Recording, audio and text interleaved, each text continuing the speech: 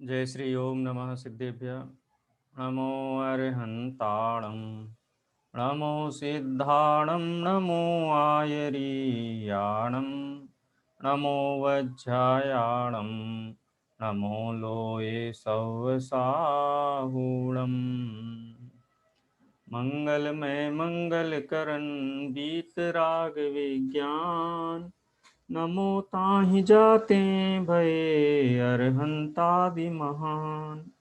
करि मंगल करि हो महाग्रंथ करन के काज याते मिले समाज सब पावे निज पद राज।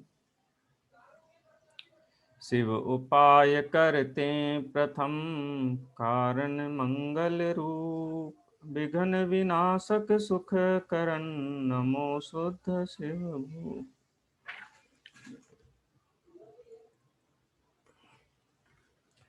मोक्षमार्ग प्रकाशक के 9वें अध्याय की चर्चा अपनी चल रही है। इसमें सम्यक्त्व के भेद इस विषय के ऊपर चर्चा प्रारंभ हुई थी, जिसमें औपसमिक सम्यक्त्व के भेद, करणानियोग की दृष्टि से उपसम का क्या प्रक्रिया है वो, उसके बाद छह उपसम सम्यक्त्व उसकी क्या प्रक्रिया है, किस प्रकार से छह उपसम सम्यक्त्व जीव को प्रकट होता है, और तीसरा जो भेद था क्षायक सम्यक्त्व, क्षायक सम्यक्त्व किस प्रकार से प्रकट होता है, ये पूरी चर्चा हुई थी। इन तीनों ही बिंदुओं में दर्शन मोह की तो चर्चा हुई, लेकिन चारित्र मोहनी की जो अनंतानुबंधी प्रकृति है, उस प्रकृति का क्या होता है, ये चर्चा अपनी शेष है। वास्तव में श्रद्धा गुण का परिणमन हो और चारित्र का ना हो, मतलब श्रद्धा गुण का निर्मल परिणमन हो और चारित्र का ना हो, तो जीव सुखी नहीं हो सकता। ये भी बड़ा जबरदस्त सिद्धांत है। इसलिए श्रद्धान की निर्मलता में चारित्र की आंशिक निर्मलता गर्भित है। नहीं तो सम्यक दृष्टि जीव को सुखी नहीं कहा जा सकता किसी भी अपेक्षा से, उसको भी वैसे ही मिथ्या दृष्टि जैसा दुखी ही माना जाएगा। यदि चारित्र मोहनी कर्म में कोई स्थिति परिवर्तन ना हो तो पंडित जी साहब ने इसीलिए यहाँ अलग से ही अनंतानुबंधी कर्म का क्या होता है, ये बात ख्याल में आती है ना आप लोगों को। जीव का जो सुख गुण है, सुख गुण कहो, चारित्र कहो, शांति कहो, क्षमा, मार्दव, आर्जव, सत्य, शौच, संयम, तप, त्याग, आकिंचन्य, ब्रह्मचर्य, ये कहो, ये सब जीव के सुख से सीधे सीधे संबंधित हैं। कोई क्रोध में जल रहा हो या मान में जल रहा हो या तिक्रम में लगा हुआ हो अथवा किसी वस्तु के प्रति बहुत आकृष्ट होकर के लोभी हुआ हो, तो वास्तव में ये चारित्र की विपरीतता के कारण वो परम दुखी है ना ख्याल में। यदि चारित्र में अंश भी निर्मलता का प्रकट होता है, वही जीव के लिए सुख का सीधा सीधा कारण है। लेकिन चारित्र की निर्मलता बिना श्रद्धा के निर्मल हुए होती नहीं है ना ख्याल में। तो इसलिए अविनाभावी है कि जिस समय दर्शन मोह की प्रकृतियां उपशम को प्राप्त हों, क्षय उपशम को प्राप्त हों या क्षय को प्राप्त हों, तो जीव सुखी होता ही है। कितना होता है ये बात अलग है। चतुर्थ गुण स्थानवर्ती है तो चतुर्थ गुण स्थान के योग्य जो शुद्धि है, उस शुद्धि के अनुसार सुखी है। पंचम गुण स्थानवर्ती जीव है तो पंचम गुण स्थान में कसाय के अभाव रूप जितनी शुद्धि है उतना सुखी है। ऐसा है ना, जैसे सोना की चमक इस बात पर निर्भर करती है कि वो कितने ताव पे शुद्ध किया गया है। खदान से निकला हुआ सोना है, पहले ताव पे चढ़ा है तो थोड़ा बेटर होगा उससे, दूसरे पे दिखे ना भले ही जगत को, लेकिन बेटरमेंट तो आता ही है जैसे जैसे आगे बढ़ता है। तो दर्शन मोह के उपशम क्षय उपशम के साथ में अनंतानुबंधी की क्या अवस्थाएं हो सकती हैं, औपसमिक सम्यक्त्व के काल में क्या हो सकती हैं, क्षयोपम सम्यक्त्व के काल में क्या होती हैं, और क्षायक सम्यक्त्व के काल में क्या होती हैं। ठीक है, ये अपन पढ़ना शुरू करते। 335 नंबर पेज का सबसे अंतिम पैराग्राफ है, 1.5 लाइन का ही पैराग्राफ है, वहां से अपन रीडिंग शुरू करेंगे। चलिए, कौन पढ़ेगा? किरण जी विदिशा, मोक्ष मार्ग प्रकाशक 335 नंबर पेज, आखिरी की लाइन है, वहां से पढ़ना शुरू करना, उतना ही नहीं, उसके आगे भी पढ़ सकते, पढ़िए। जी सर, जी सर। तथा अनंतानुबंधी कसाय की सम्यक्त होने पर तो अवस्थाएं होती हैं।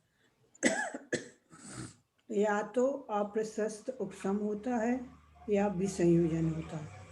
वहाँ जो करण द्वारा उपसम विधान से उपसम हो उसका नाम प्रशस्त उपसम है। उदय का अभाव उसका नाम अप्रशस्त उपसम है। सो अनंतानुबंधी का प्रशस्त उपसम तो होता ही नहीं, अन्य मोह की प्रकृतियों का होता है तथा इसका अप्रशस्त उपसम होता है। तथा जो तीन करण द्वारा अनंतानुबंधी के परिणामों को अन्य चारित्र मोह की प्रकृति रूप परिणमित करके उनकी सत्ता नाश करे उसका नाम विसंयोजन है। सो इनमें प्रथम उपसम सम्यक्त में तो अनंतानुबंधी का अप्रशस्त उपसम ही है तथा द्वितीय उपसम सम्यक की प्राप्ति पहले अनंतानुबंधी का विसंयोजन होने पर ही होती है। ऐसा नियम कोई आचार्य लिखते हैं, कोई नहीं लिखते। तथा छायोपसम सम्यक्त में किसी जीव के अप्रशस्त उपसम होता है व किसी के विसंयोजन होता है। तथा चायक सम्यक्त है सो पहले अनंतानुबंधी का विसंयोजन होने पर ही होता है, ऐसा जानना। आगे पढ़ें सर। हाँ आगे प्रश्न तक पढ़ना है, बस एक पैराग्राफ और है, उतना और पढ़ लीजिए। जी सर। यहाँ यह विशेष है कि उपसम तथा क्षय उपसम सम्यक्ति के अनंतानुबंधी के विसंयोजन से सत्ता का नाश हुआ था, वह फिर मिथ्यात्व में आए तो अनंतानुबंधी का बंध करे, वहां फिर उसकी सत्ता का सद्भाव होता है। और छायिक सम्यक दृष्टि मिथ्यात्व में आता नहीं है, इसलिए उसके अनंतानुबंधी की सत्ता कदाचित नहीं होती। अब ये अनंतानुबंधी जो चारित्र मोहनी की प्रकृति है, ऐसे आगे और भी विश्लेषण आएगा, लेकिन हम अभी बहुत इसका विश्लेषण नहीं करके पंडित जी साहब ने क्या बिंदु यहाँ पर रखे हैं, उन बिंदुओं की ओर ही अपना ध्यान लेकर के जाएंगे। ठीक है। तो अनंतानुबंधी कसाय की सम्यक्त होने पर दो अवस्थाएं होती हैं, या तो अप्रशस्त उपसम होता है या विसंयोजन होता है। ठीक है, अनंतानुबंधी की दो स्थितियां होती हैं। उपसम का मतलब वही समझ लीजिए, उदय का अभाव, वही उपसम है। सत्ता में कर्म पड़ा हुआ है लेकिन उदय का अभाव है। लेकिन चारित्र मोहनी की इस प्रकृति में, अनंतानुबंधी में, अप्रशस्त उपसम होता है, प्रशस्त उपसम नहीं होता है।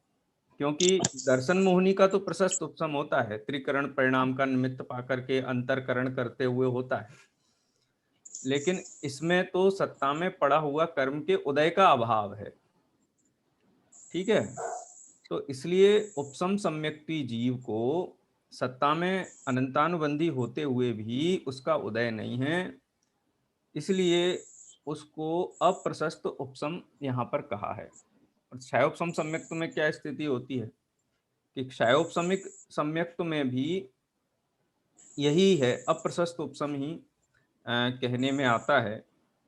लेकिन एक चीज और है, अप्रशस्त उपसम भी होता है और किन्हीं प्रकृतियों की जो सत्ता में पड़ी हुई है उनका उदय का अभाव है, ये तो उसका अप्रशस्त उपसम हो गया। अब उदय, वो सत्ता में पड़ी हुई प्रकृतियां भले ही उदय में नहीं आ रही हैं, तो क्या वो प्रकृतियां वैसी की वैसी पड़ी रहेंगी सारी की सारी, औपसम सम्यक्ति के या क्षयोपसम सम्यक्ति के? तो कहते हैं नहीं, उपसम और क्षयोपसम सम्यक्ति के भी उन प्रकृतियों की विसंयोजना होते हुए सत्ता में अनंतानुबंधी प्रकृतियों का अभाव हो जाता है। दर्शन मोह की सत्ता हो, है ना ख्याल में, लेकिन अनंतानुबंधी की सत्ता ना हो, ऐसा हो सकता है। अब कोई कहेगा कि अनादि मिथ्या दृष्टि ने उपसम सम्यक्त किया तो उसको अनंतानुबंधी की सत्ता में ना रहे, सबकी सर्व की विसंयोजना कर दे, ऐसा कैसे संभव है? तो उस अनादि मिथ्या दृष्टि का जो सम्यक्त किया, प्रथमोपसम सम्यक्त किया, उसकी स्थिति की बात नहीं है। कोई जीव है, वो क्षयोपशम सम्यक्ति है, और क्षयोपशमिक सम्यक्त्व के बहुत लंबे काल तक वो उस सम्यक्त्व में रहता है। उस सत्ता में अनंतानुबंधी कसाई की टोटली विसंयोजना हो जाती है, सत्ता में रहती ही नहीं है। फिर उपशम सम्यक्ति के सत्ता में नहीं रहना ये कैसे होता है, विसंयोजना कैसे होती है, कि वो ही क्षयोपशम सम्यक दृष्टि जीव जब उपशम श्रेणी मारने के लिए आरूढ़ होता है, तो द्वितीयोपशम सम्यक्त्व के काल में सत्ता में अनंतानुबंधी कसाय ना हो, ये संभव है। एक स्थिति और बताई पंडित साहब ने यहाँ पर कि कोई क्षयोपशम सम्यक दृष्टि पुनः मिथ्या दृष्टि हो जाए, तो सत्ता में तो है ही नहीं अनंतानुबंधी, तो कहते कि उसको पुनः अनंतानुबंधी का बंध प्रारंभ हो जाता है ना ख्याल में। ये बात यहाँ पर पंडित साहब ने स्पष्ट की है। तो इनमें प्रथमोपशम सम्यक्त्व में तो अनंतानुबंधी का अप्रशस्त उपशम ही है, एक थोड़ी विशेष बात को हाईलाइट किया है, तथा द्वितीयोपशम सम्यक्त्व की प्राप्ति के पहले अनंतानुबंधी का विसंयोजन होने पर ही होती है, माने सत्ता में अनंतानुबंधी नहीं रहती है। ऐसा नियम कोई आचार्य लिखते हैं, कोई नहीं लिखते हैं।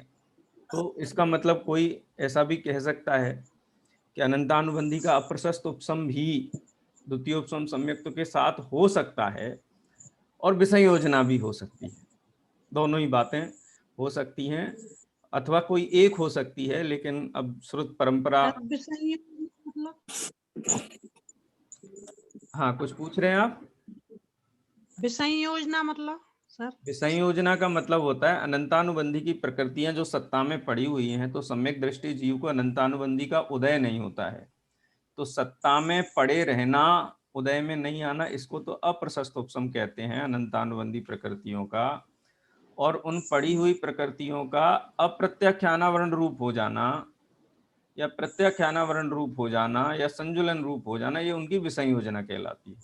ठीक है जी सर, कुछ प्रकृतियों का नहीं, अनंतानुबंधी की सर्व प्रकृतियों का धीरे धीरे हो सकता है, क्षयोपशम सम्यक्ति को भी। दानवंदी, क्रोध, मान, माया, लोभ सर 21 प्रकृतियों में बदल जाती है, उसका नाम भी संयोजना है। हाँ, वही विसंयोजना है, जो शेष प्रकृतियां है ना उस रूप हो जाती है। सत्ता का नाश भी हो जाता है, ऐसा भी हो सकता है, और मिथ्यात्व में आने पर पुनः बंध प्रारंभ हो जाता है। सर, अनंत अनुबंधी जितनी प्रकृतियां हैं सारी की विसंयोजना हो जाती है। सारी भी हो जाती है, क्रोध, मान, माया, लोभ वाली। हाँ, माने उपशम सम्यक दृष्टि को और क्षयोपशम सम्यक दृष्टि को सर्व को होती है ऐसा नहीं है, लेकिन क्षयक सम्यक दृष्टि को तो नियम से हो ही जाती है। ठीक है, क्षय वाले को तो हो जाती है, पर वो जो तो नियम है, क्षय उपशम वाली वो तो नियम है। क्षयोपशम और उपशम को भी होती है, लेकिन सबको हो ऐसा नहीं है। सबको हो माने होती है, सबको ही होती है, लेकिन हर समय सबको हो ऐसा नहीं है। जैसे एक उदाहरण मैं देता हूं, कोई मिथ्या दृष्टि जीव, उसकी सत्ता में अनंतानुबंधी क्रोध, मान, माया, लोभ संबंधी प्रकृतियां पड़ी हुई हैं, उसने त्रिकरण परिणाम करके पंचलब्धि पूर्वक त्रिकरण परिणाम करके उपशम सम्यक्त किया, तो सत्ता में अनंतानुबंधी है कि नहीं है? कि हाँ, होगी। तो वो उपशम उदय नहीं है उसका, लेकिन इसलिए उसको अप्रशस्त उपशम कहा। ठीक है, और आपका प्रशस्त उपशम, तो प्रशस्त उपशम अनंतानुबंधी का नहीं होता है, ये बात आप यहाँ पर समझ लीजिए।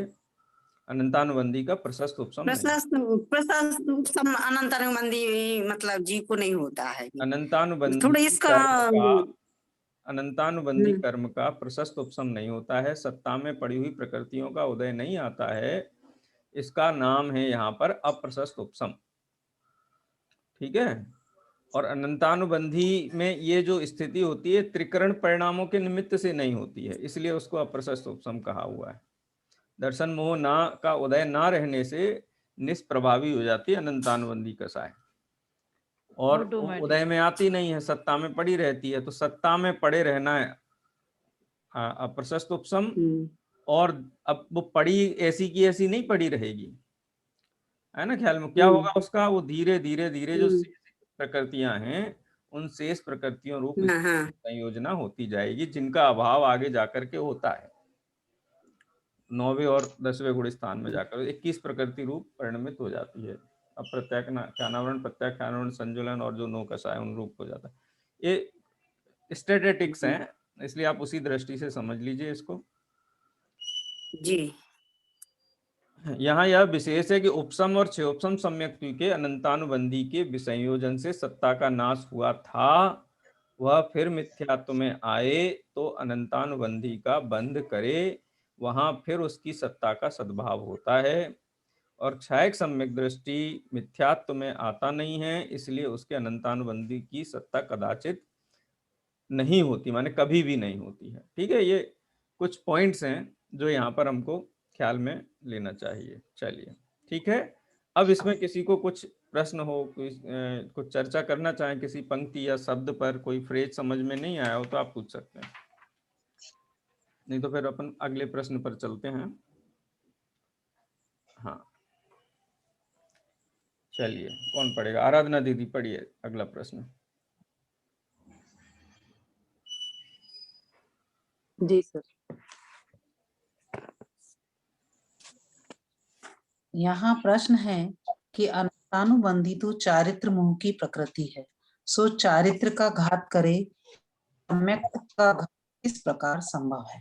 समाधान, अनंतानुबंधी के उदय से क्रोधादि रूप परिणाम होते हैं, कुछ अतत्व श्रद्धा नहीं होता, इसलिए अनंतानुबंधी चारित्र ही का घात करती है, सम्यक का घात नहीं करती। सो परमार्थ से है तो ऐसा ही, परंतु अनंतानुबंधी के उदय से जैसे क्रोधादिक होते हैं, वैसे क्रोधादिक सम्यक्त होने पर नहीं होते, ऐसा निमित्त नैमित्तिक पाया जाता है। जैसे त्रसपने की घातक तो स्थावर प्रकृति ही है, परंतु त्रसपना होने पर एकेंद्रीय जाति प्रकृति का भी उदय नहीं होता, इसलिए उपचार से एकेंद्रीय प्रकृति को भी त्रसपने का घातकपना कहा जाए तो दोष नहीं है। उसी प्रकार सम्यक्त का घातक तो दर्शन मोह है, परंतु सम्यक्त होने पर अनंतानुबंधी कष्टों का भी उदय नहीं होता, इसलिए उपचार से अनंतानुबंधी के भी सम्यक्त का घातकपना कहा जाए तो दोष नहीं है। अच्छा, अब ये पूरा हो गया प्रश्नोत्तर। प्रश्न क्या है कि अनंतानुबंधी का उदय होता है तो जीव मिथ्यात्व ही रहता है, तो क्या अनंतानुबंधी का उदय जीव के मिथ्यात्व में कारण है, उसके विपरीत अभिनिवेश में कारण है क्या? तो पंडित जी कहते हैं नहीं है। क्यों? क्योंकि चारित्र मोह की प्रकृति किसका घात करेगी? चारित्र का या सम्यक दर्शन का? तो सम्यक दर्शन का तो घात नहीं कर सकती है, क्योंकि सम्यक दर्शन का घात करने वाली प्रकृति तो मिथ्यात्व है, दर्शन मोह है। लेकिन फिर ऐसा क्यों कहा जाता है? क्योंकि ये पैकेज में है। पैकेज में है माने एक उदाहरण भी दिया करना नियोग का ही।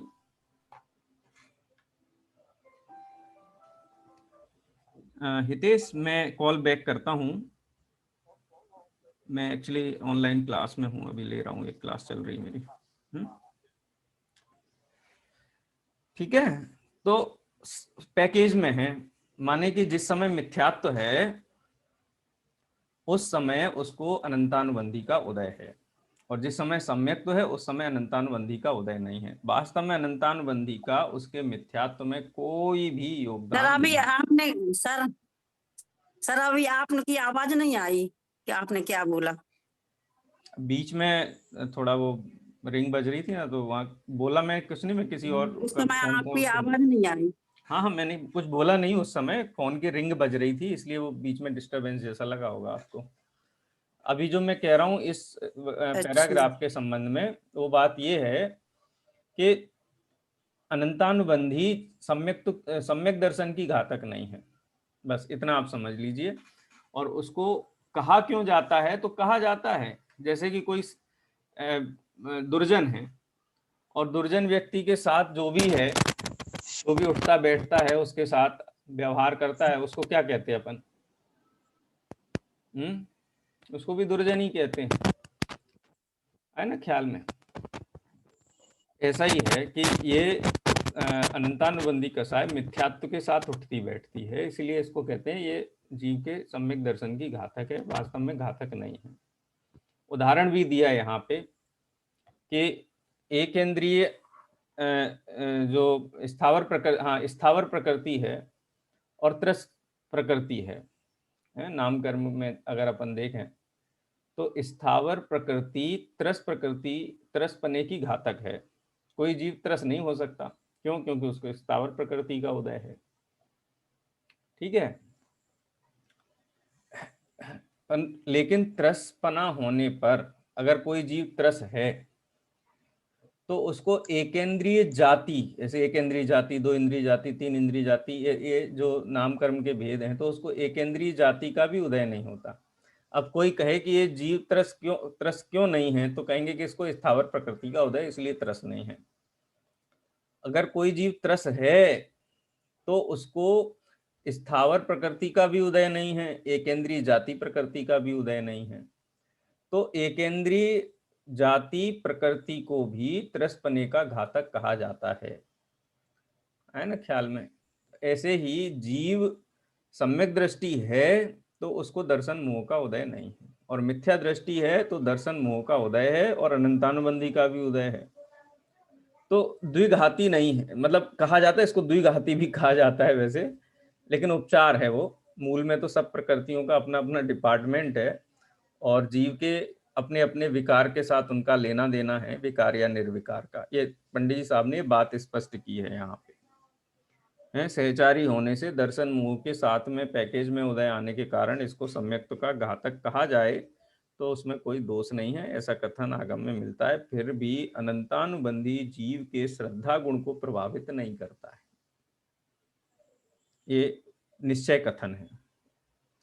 उपचार कथन ये है कि इसका उदय होने पर जीव को सम्यक्त नहीं होता, इसलिए इसको घातक कहा जा सकता है। तो उपचार और अनुपचार वाली बात है, और इसमें पंडित साहब ने इसके अलावा और कोई यहाँ पे विशेष बात नहीं कही है।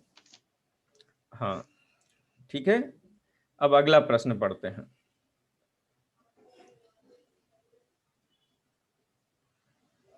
कौन पढ़ेगा? सर मैं पढ़ूं क्या? हाँ कल्पना जी पढ़िए। यहाँ पे प्रश्न है कि अनंतानुबंधी भी तो चारित्र ही का घात करती है, तो इसके जाने पर कुछ चारित्र हुआ कहो। असंयत गुण स्थान में असंयम किस लिए कहते हो? समाधान, अनंतानुबंधी आदि भेद हैं, वे तीव्र मंद कसाय की अपेक्षा नहीं है, क्योंकि मिथ्या दृष्टि के तीव्र कसाय होने पर और मंद कसाय होने पर अनंतानुबंधी आदि चारों का उदय युगपत होता है। वहाँ चारों के उत्कृष्ट और स्पर्धक समान कहे हैं। इतना विशेष है कि अनंतानुबंधी के साथ जैसा तीव्र उदय अप्रत्याख्यान आदि का हो, वैसा उसके जाने पर नहीं होता। इसी प्रकार अप्रत्याख्यान के साथ जैसा प्रत्याख्यान संजुलन का उदय हो, वैसा उसके जाने पर नहीं होता, तथा जैसा प्रत्याख्यान के साथ संजुलन का उदय हो, वैसा केवल संजुलन का उदय नहीं होता। इसलिए अनंतानुबंधी के जाने पर कुछ कसायों की मंदता तो होती है, परंतु ऐसी मंदता नहीं होती कि जिससे कोई चारित्र नाम प्राप्त करे, क्योंकि कसायों के असंख्यात लोकमान्य स्थान हैं। उनमें सर्वत्र पूर्व स्थान से उत्तर स्थान में मंदता पाई जाती है, परंतु व्यवहार से उन स्थानों में तीन मर्यादाएं की। आदि के बहुत स्थान तो असंयम रूप कहे, फिर कितने ही देश संयम रूप कहे, और फिर कितने ही सकल संयम रूप कहे। उनमें प्रथम गुण स्थान से लेकर चतुर्थ गुण स्थान पर्यंत जो कसाय के स्थान होते हैं, वे सर्व असंयम ही के होते हैं। इसलिए कसायों की मंदता होने पर भी चारित्र नाम नहीं पाते हैं। यद्यपि परमार्थ से कसाय का घटना चारित्र का अंश है, तथापि व्यवहार से जहाँ ऐसा कसायों का घटना हो कि जिससे श्रावक धर्म या मुनि धर्म का अंगीकार हो, वहीं चारित्र नाम पाता है। सो असंयत में ऐसे कसाय घटती नहीं है। इसलिए यहाँ असंयम कहा है।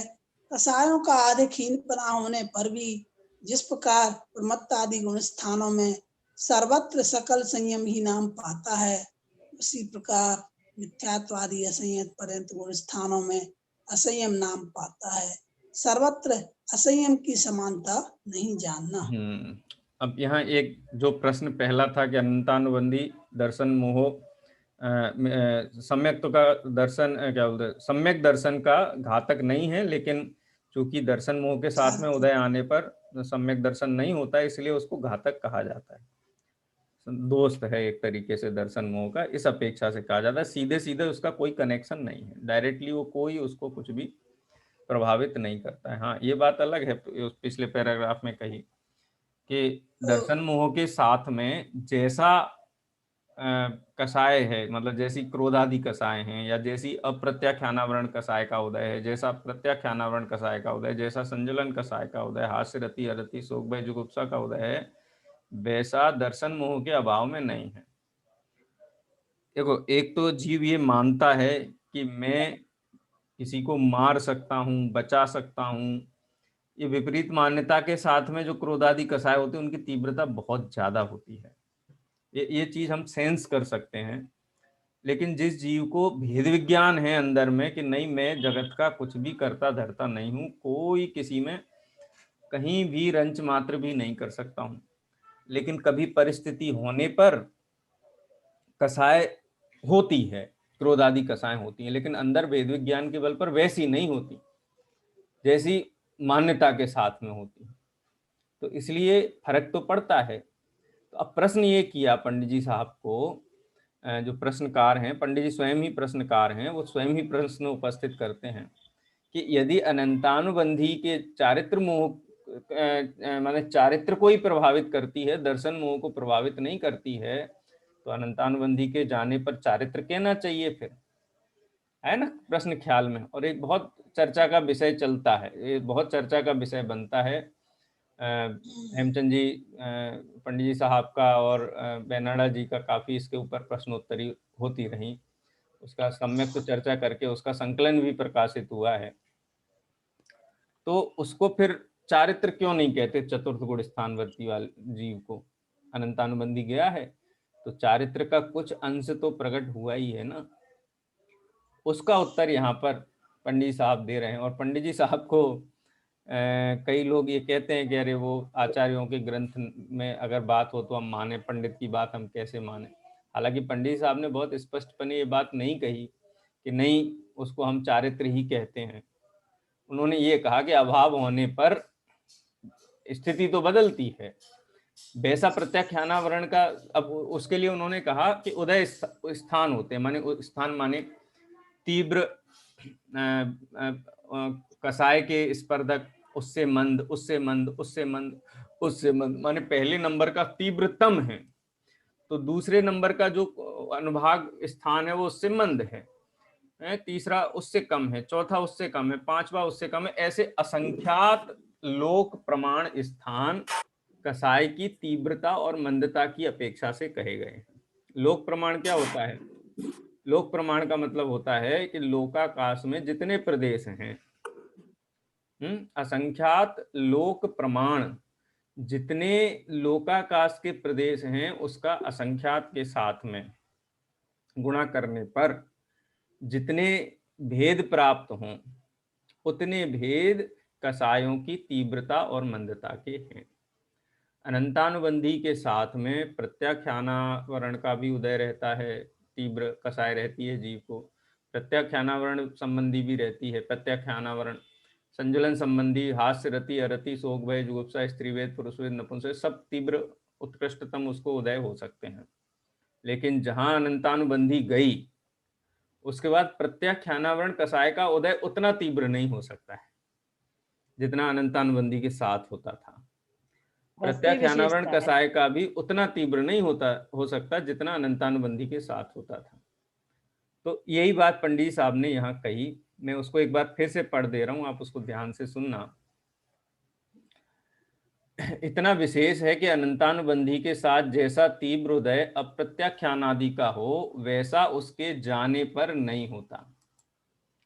इसी प्रकार अप्रत्याख्यान के साथ जैसा प्रत्याख्यान संजुलन का उदय हो वैसा उसके जाने पर नहीं होता, तथा जैसा प्रत्याख्यान के संजुलन का उदय हो, ये 7 शब्द शायद यहाँ रह गया है, उसको मैं ऐड कर देता हूँ बाद में। फिर आपकी पुस्तक में क्या लिखा है? इसलिए अनंतानुबंधी के साथ लिखा है कि अनंतानुबंधी के नहीं, कहाँ पे साथ लिखा है ना साथ आपके? लिखा साथ है ना, लिखा है। मेरे में नहीं प्रत्याख्यान लिखा। के साथ संजुलन का जैसा प्रत्याख्यान के साथ संजुलन का उदय हो वैसा केवल संजुलन का उदय नहीं होता है। इसलिए अनंतानुबंधी के जाने पर कुछ कसायों की मंदता तो होती है, परंतु ऐसी मंदता नहीं होती जिसमें कोई चारित्र नाम प्राप्त करे। ठीक है माने क्या है? जो व्यक्ति के पास पैसा हो, कितना कि वो बिना किसी से मांगे, किसी पराधीनता के बिना वो अपना दोनों टाइम का खाना खा सकता है, अपने बढ़िया से कपड़े पहन सकता है, अपने बच्चों को पढ़ा सकता है, उतना ही है। माने जितना कमाया, जैसे सैलरीड लोग होते हैं ना हम लोगों की तरह 30 दिन में एक बार तनख्वाह मिलती है जिनको, वो पूरा खर्चा कर लेते हैं। माने खर्चा माने अनिवार्यता है, इसलिए तो उनको कहेंगे पैसे वाले हैं, तो कोई कह सकता है ये पैसे वाले हैं, लेकिन पैसा तो है ना, पैसा नहीं है तो फिर कैसे चल रहा है? खान पान ये सब जो भी खर्चे हैं वो कैसे चल रहे हैं? पैसे हैं ना जेब में। लेकिन पैसे वाले क्यों नहीं कहते उनको? हैं है ना? क्या तो पैसा है या नहीं है? कि पैसा तो है लेकिन जो व्यक्ति अत्यंत उदार चित्त से लोकोपकार करते हैं, माने अपने लिए भी है और अन्य के उपकार के लिए भी जिनके पास पर्याप्त धन है, उनको पैसे वाला कहा जाता है। वेलफेयर एक्टिविटीज करते हैं, चैरिटी करते हैं। तो अब सम्यक दृष्टि जीव चतुर्थ गुण स्थानवर्ती इतना चारित्रवान नहीं है कि वो कर सके, किसी जीव का उपकार कर सके। किस जाति का उपकार? वैसे तो कोई किसी को मारता बचाता नहीं है, लेकिन वैसी प्रतिज्ञा नहीं होती है जो अहिंसाणुव्रत आदि होने चाहिए जीवन में, वैसे नहीं होते। माने नाम नहीं पाता है, इस अपेक्षा से चारित्र नहीं कहा है। ठीक है, इसलिए अनंतानुबंधी के जाने पर कुछ कसायों की मंदता तो होती है, परंतु ऐसी मंदता नहीं होती जिसमें कोई चारित्र नाम प्राप्त करे, क्योंकि कसायों के असंख्यात लोक प्रमाण स्थान हैं, उनमें सर्वत्र पूर्व स्थान से उत्तर स्थान में मंदता पाई जाती है। तीव्रतम, तीव्रतर, तीव्र और फिर कम कम कम कम कम होते हुए असंख्यात लोक प्रमाण, यहाँ पे शब्द का प्रयोग किया। मैंने आपको बताया अभी लोक प्रमाण किसे कहते हैं और असंख्यात लोक प्रमाण किसे कहते हैं। परंतु व्यवहार में उन स्थानों में 3 मर्यादाएं की हैं। मतलब हैं कितने स्थान? असंख्यात लोक प्रमाण। उसको स्थूल रूप से 3 भागों में विभाजित कर दिया। एक का नाम है असंयम, माने कितने ही लोक प्रमाण, असंख्यात लोक प्रमाण का कितना ही भाग कसाय मंद हो तो भी वो असंयम ही नाम पाता है। उससे भी कम है, लेकिन उतना नहीं है जितना अनंतानुबंधी अप्रत्याख्यान और प्रत्याख्यान के जाने पर होता है। उतने लोक प्रमाण जो हैं, उतने जो संख्या है स्थानों की, उन स्थानों को देश संयम कहा है और शेष स्थानों को सकल संयम कहा है। क्या बात है, जबरदस्त। इसमें सकल संयम कहा है किसको? छठे गुण स्थानवर्ती जीव को। छठे गुण स्थान पता है क्या होता है? संजलन कसाय का तीव्र उदय होता है। अब जिसको कसाय का तीव्र उदय, वो भी तुलना है उसमें, ऐसा तीव्र नहीं है अनंतानुबंधी वाले को जैसा तीव्र संजलन का उदय होता है वैसा तीव्र नहीं है, लेकिन ग्रंथों में कहा गया है कि तीव्र उदय होता है। किसका? चारित्र मोहिनी का। तो चारित्र मोहिनी का तीव्र उदय होने पर सकल संयम नाम कैसे दे सकते हैं? तो वही बात पंडित जी कहते हैं कि उसको 3 स्थानों में विभाजित करके नामाकरण किया गया है। प्रथम जो पार्ट है उसको असंयम कहा जाता है, सेकंड पार्ट है उसको देश संयम कहा जाता है, और उसकी तुलना में जो और मंद कसाय वाले स्थान हैं उन सर्व को सकल संयम कहा जाता है। अब मैं आपसे पूछूं, सिद्ध भगवान सकल संयमी है या नहीं है? है सर, है। और छठे गुण स्थानवर्ती मुनिराज सकल संयमी है कि नहीं है? है, वो भी है। वो भी है। तो दोनों का संयम एक जैसा है? नहीं, अंतर है। नहीं है, बहुत बड़ा अंतर है। उनका अंतर माने बहुत ही बड़ा बहुत अंतर है, अंतर है। तो भी सकल संयमी कहा मन- जाता है। ठीक है, इसी प्रकार एक- से मिथ्या दृष्टि जीव का चारित्र मोहनी का उदय, वो भी असंयमी है। मिथ्या दृष्टि जीव असंयमी है कि संयमी है, बताओ? असंयमी। संयमी है। संयमी, और चतुर्थ गुण स्थानवर्ती जीव संयमी है कि असंयमी? वो भी असंयमी है, असंयमी वो भी है। वो भी असंयमी है। असंयमी है। अब मिथ्या दृष्टि को असंयमी की जो स्थिति है उसको, और क्या वैसी स्थिति चतुर्थ गुण स्थानवर्ती जीव के असंयम पने की है? नहीं बिल्कुल है। नहीं है। तो ये नहीं बात है। पंडित साहब ने इस अपेक्षा से बतलाई है। वो होता है ना, इसको अपन जैसे कहें कि जिसके कितने 50% मार्क्स आए हैं, 50%, ठीक है, वो भी फर्स्ट है। सेकंड डिवीजन के सेकंड अंदर, है। ठीक है, हाँ, और सेकंड। 59.9 आए हैं, वो भी सेकंड ही वो माना भी जाएगा, second फर्स्ट है। नहीं माना तो 50% वाला और 59% वाला एक जैसे ही है। नहीं है ये, वही वही बात यहाँ अंतर पे है। है। तो इस अपेक्षा से, असंयम की अपेक्षा से, वो जो पहला स्थान विभाजित किया उसमें मिथ्या दृष्टि से लेकर के चतुर्थ स्थानवर्ती सभी जीवों को समाहित किया गया है। संयमी क्लियर हुई मान बात? दिया। जी जी। सर। ठीक है। हाँ, अब देखो, अब इसको और ज्यादा स्पष्टता से कहते हैं, आदि के बहुत स्थान तो असंयम रूप कहे। ठीक है, पहला पार्ट। फिर कितने ही देश संयम रूप कहे, फिर कितने ही सकल संयम रूप कहे। उनमें प्रथम गुण स्थान से लेकर चतुर्थ गुण स्थान पर्यंत जो कसाय के स्थान होते हैं वे सर्व असंयम ही के होते हैं, इसलिए कसायों की मंदता होने पर भी चारित्र नाम नहीं पाते हैं। अब वास्तव में क्या है, असंयमी ही है क्या? तो पंडित साहब उसको भी खुलासा कर देते हैं कि निश्चय से देखा जाए, परमार्थ से देखा जाए तो कसाय का घटना जो हुआ है वो चारित्र का ही अंश है ना ख्याल में? अनंतानुबंधी का उदय नहीं है तो क्या कुछ भी चारित्र में परिवर्तन नहीं आया? हाँ, 59% है, तो नयन है। अब रिक्रूटमेंट करनी हो और एप्लीकेशन आए हों, और उस एप्लीकेशन के अंदर मान लो 100 एप्लीकेशन आए हैं, और 100 के 100 एप्लीकेशन 50 से लेकर के 59.9% वालों के ही हैं, और उसमें से शॉर्ट लिस्टिंग करके 10 ही लेना है। तो अब वो 50, हाँ, तो अब वो 50% वाला ये क्लेम करे कि साहब हम तो सेकंड डिवीजन है, वो भी सेकंड डिवीजन है, फिर आपने हमको क्यों निकाल दिया, उसको क्यों रख लिया? पॉइंट से सर चली जाती है वो तो तो। बस ये पॉइंट वाली बात है यहाँ पे। ठीक है। बढ़िया, आप टीचर है ना, तो आपने एकदम बिल्कुल पकड़ लिया उस बात को। हाँ, तथापि व्यवहार से जहां ऐसा कसायों का घटना हो जिससे श्रावक धर्म या मुनि धर्म का अंगीकार हो, वही चारित्र नाम पाता है। सो असंयत में ऐसे कसाय घटती नहीं है, इसलिए यहाँ असंयम कहा है। कसायों का अधिक हीनपना होने पर भी जिस प्रकार कहाँ है?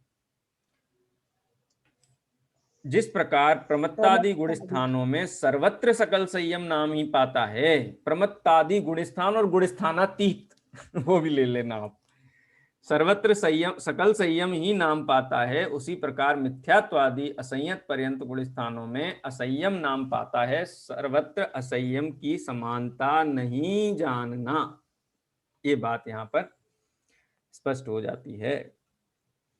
अगला प्रश्न है, हाँ, क्या संयम हो सर? आपने क्या कहा, सिद्ध मुझे समझ में नहीं आया। सिद्ध भगवंतों के तो यथाख्या संयम लेंगे। हाँ, एक सेकंड, उसकी अपन चर्चा करते हैं। अभी समय अपना पूरा हो रहा है, जिनवाणी स्तुति करेंगे। हाँ, अप्रासंगिक प्रश्न है आपका हालांकि, लेकिन चर्चा करते हैं हम। निज निधि निज में बताई यह अनंत उपकार है, इसके लिए जिन वाणी माँ को वंदना सत बार है, वंदना सत बार है। वाणी माता की जय।